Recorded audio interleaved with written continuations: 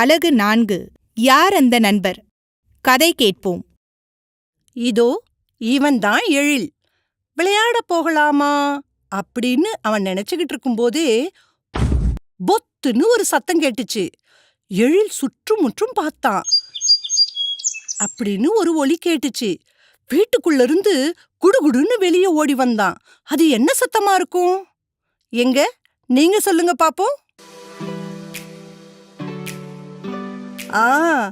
குருவியேதான் அப்படின்னு கத்திக்கிட்டு பறக்கிறதுக்கு முயற்சி செஞ்சுக்கிட்டு இருந்துச்சு. ஆனா முடியல.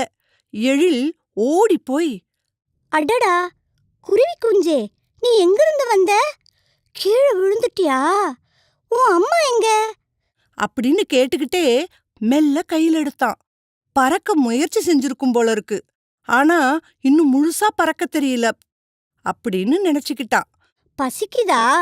என் கூட வா, உனக்கு ஏதாவது தரேன் அப்படின்னு சொல்லிக்கிட்டே வீட்டுக்குள்ள எடுத்துக்கிட்டு போனான். குருவி பயந்தபடியே எள்ள பார்த்துச்சு. தானியத்தையும் தண்ணீரையும் கொடுத்தான். குருவியே, பயப்படாத. எங்க வீட்ல யாரெல்லாம் இருக்கிறாங்கன்னு நான் உனக்கு காட்டட்டுமா? அப்படின்னு குருவி குஞ்ச பார்த்து கேட்டான்.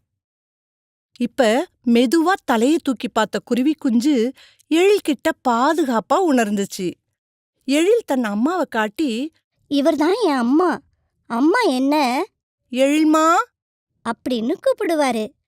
பள்ளியில வெளியில நடக்கிறதெல்லாம் அம்மா கிட்ட தான் நான் சொல்லுவேன் அப்படின்னு சொன்னான். அப்புறமா தாத்தாவை காட்டினான். இவர் என் தாத்தா. இவர் என்ன எழில் தம்பி.